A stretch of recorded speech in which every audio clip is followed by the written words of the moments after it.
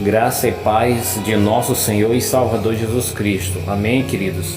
Queridos, eu quero ainda continuar abençoando vocês com esse fechamento dessa nossa pequena série que tem aí por tema o arrebatamento da Igreja de Cristo.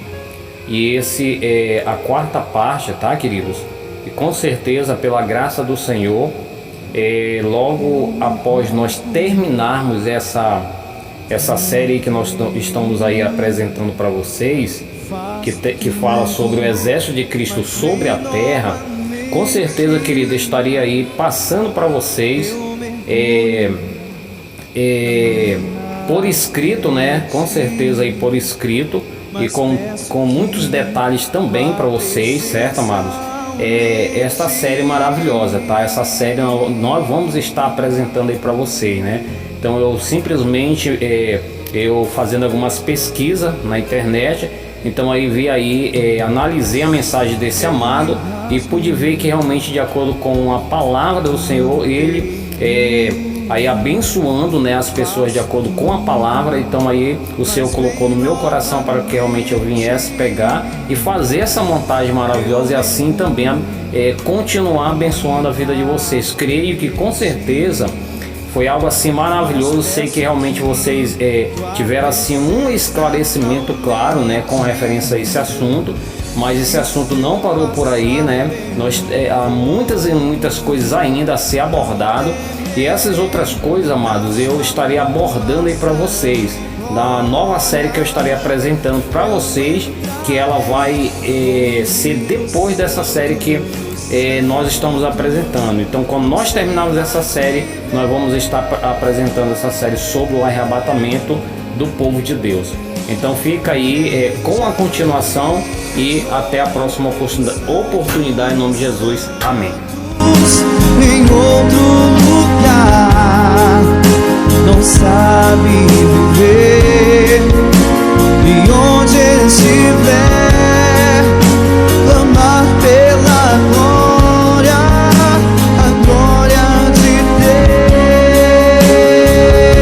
Deus, que já pisou o santo dos santos. Em outro lugar não sabe viver, e onde estiver clamar pela glória, a glória de Deus. Continuando no que Jesus tem a nos ensinar.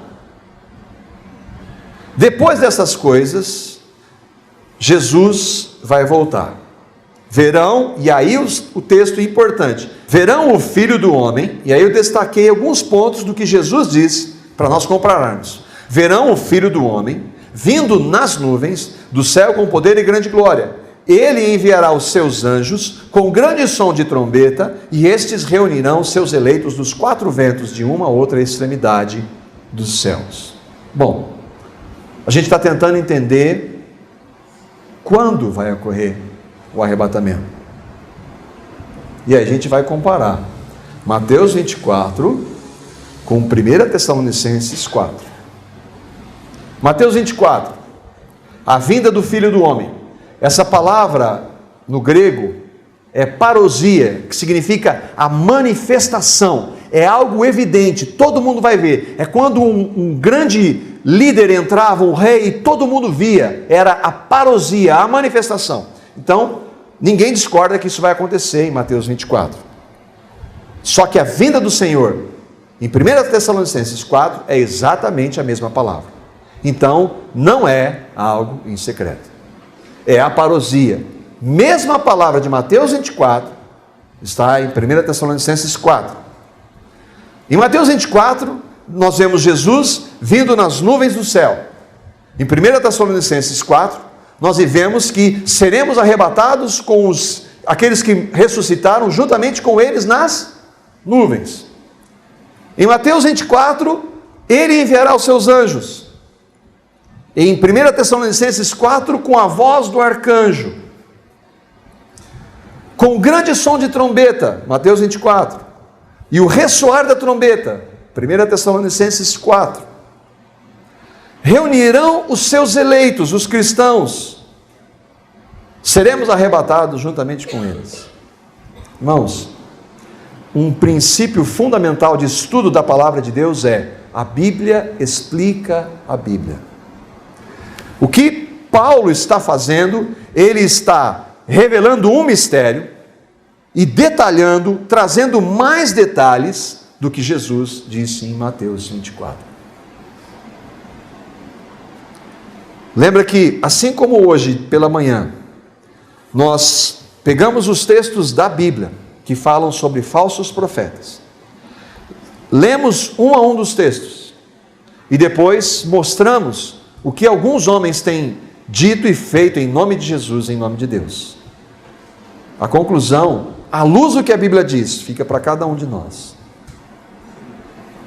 Paulo está falando de um evento separado do que Jesus disse ou do mesmo? Se for do mesmo, o arrebatamento vai acontecer na volta de Cristo, depois dele voltar. E se isso acontecer daqui 10, 20 anos, muito provavelmente, se Ele permitir, nós estivermos vivos, nós vamos presenciar isso. Só que antes disso, vem a grande tribulação. 2 Tessalonicenses, Paulo vai escrever para aqueles irmãos lá que estavam sofrendo. Ele escreve a segunda carta, menos de um ano depois de ter explicado o que é o arrebatamento. Ele escreve a segunda carta porque estava acontecendo algo ali. Presta atenção. Irmãos, quanto à vinda do nosso Senhor Jesus e o nosso encontro com Ele, rogamo-vos a vocês. Irmãos, vocês aí de Tessalônica, eu acabei de escrever a primeira carta, estou escrevendo de novo para falar da vinda dele, rogando a vocês. Eu estou insistindo com vocês, quanto à vinda do nosso Senhor Jesus, a parousia, a manifestação de Jesus e a nossa reunião com Ele. Ele está falando o arrebatamento, a vinda do Senhor e a nossa reunião. Eu espero estar nesse grupo. Eu rogo a vocês, eu imploro para vocês, irmãos. Versículo 2 e 3. Que não se deixem abalar, nem alarmar tão facilmente, quer por profecia, quer por palavra, quer por carta, supostamente vinda de nós, como se o dia do Senhor tivesse chegado. Não deixem que ninguém os engane de modo algum. Irmãos, não deixem que alguém, dizendo-se Paulo, escreva uma carta falando o que vai acontecer. Jesus ainda não voltou. Quando Ele voltar, nós vamos ser arrebatados. E aí Ele dá uma característica muito clara de o que tem que acontecer para a volta de Jesus. Versículos 3 e 4. Antes daquele dia, que dia, irmãos? Do dia que Ele voltar e nós nos encontrarmos com Ele, virá a apostasia. O que é apostasia? Nós já estamos vendo apostasia hoje. Muitos se dizendo cristãos, professando o nome de Jesus, se afastando dos fundamentos. Durante toda a história isso aconteceu. Mas vai haver um momento de intensa apostasia. Então, aquele dia, o dia do Senhor, não virá.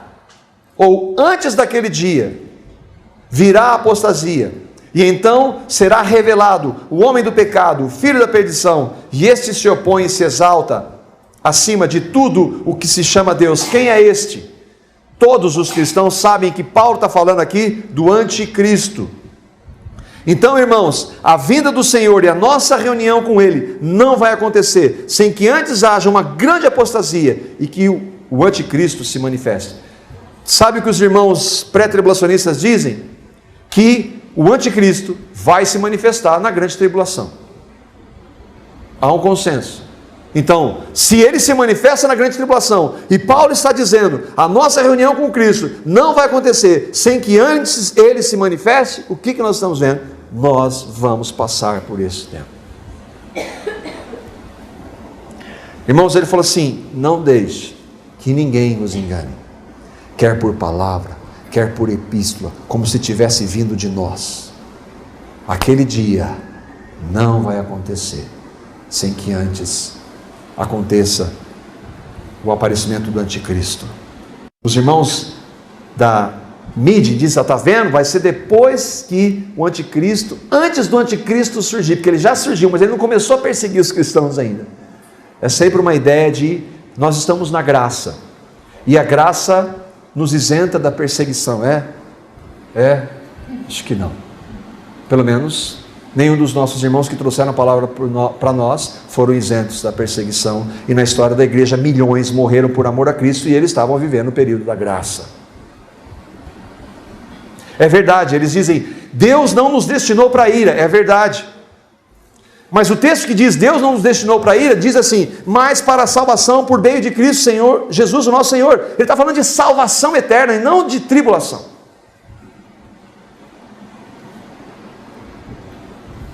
O arrebatamento, o que é, como e quando ocorrerá?